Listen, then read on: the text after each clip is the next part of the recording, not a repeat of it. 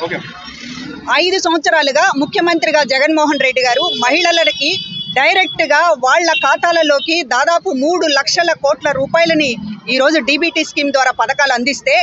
ఎన్నికల సమయంలో చివరి దశగా అందాల్సినటువంటి 14,000 కోట్ల రూపాయలని వైఎస్ఆర్ ఆసరా, చేయూత, ఫీజు రియంబర్స్మెంట్, అదేవిధంగా రైతులకి ఇన్పుట్ సబ్సిడీ ఈ పథకాలకు అందవలసినటువంటి 14,000 కోట్ల రూపాయలని వాళ్ళకు అందకుండా చేయడానికి చంద్రబాబు ముఠ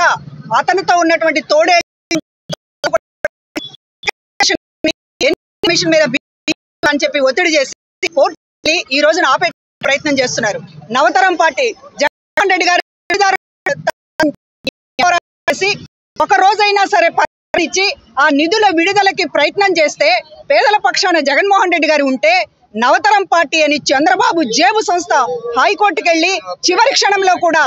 ఇవాళ హైకోర్టు ఆర్డర్ ఇచ్చినా కూడా మళ్ళీ ఎన్నికల కమిషన్ మీద ఒత్తిడి తీసుకొచ్చి ఈ చంద్రబాబు ముఠా వీళ్ళు ఒక పెత్తందారుల ముఠా కాబట్టి పేద ప్రజలకు ఎందుకు ఇవ్వాలి స్కీమ్స్ అనేటటువంటి దానితోటి ఈరోజు జగన్మోహన్ రెడ్డి గారి మంచితనాన్ని ఈ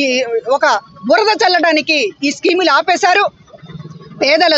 పేదలకి వ్యతిరేకమైనటువంటి చంద్రబాబు ఒక దోషి, వ్యతిరేకమైనటువంటి చంద్రబాబు ఒక పెద్ద నేర. ఈ రోజున రైతులకి అర్హత వాడు ఎన్నికలలో తగిన గుణపాఠం చెప్పడానికి మహిళలతో సహా పేద ప్రజలందరూ కూడా సిద్ధంగా ఉన్నారు. ఫ్యాన్ గుర్తుకి ఓటు ఎప్పుడు వేద్దామా, మే 13వ తారీఖు ఎప్పుడు వస్తుందా అని చెప్పి ప్రజలు ఎదురు చూస్తూ ఉన్నారు. ఈ రోజున చంద్రబాబుకి ఒక గుణపాఠం, అతనికి వంత పాడుతున్నటువంటి బీజేపీకి, జనసేనకి, తొత్తు పార్టీలకు అన్నిటికీ కూడా ఈ రోజున ఓటు అనేటటువంటి ఆయుధం ద్వారా ప్రజలు తగిన గుణపాఠాన్ని చెప్పబోతున్నారు అనేటటువంటిది మేము చెప్పదలుచుకున్నాం.